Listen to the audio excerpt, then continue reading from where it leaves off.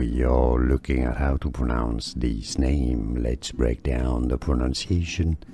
A name of French origin, originally said as Rene in French. This is why in English it is normally said as Rene. It can be masculine or feminine. It sometimes has a double E at the end. It normally has an accent on the second A, making the A sound. Rene. We are looking at how to pronounce this name. Let's break down the pronunciation.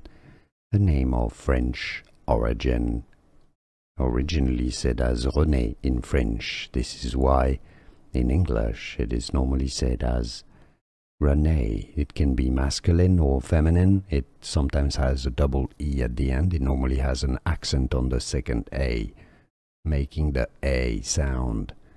Rene. Here are more videos on how to pronounce more confusing words and names too many mispronounced. Like this video if you found it useful. I appreciate your support. I'll see you soon and thanks for watching.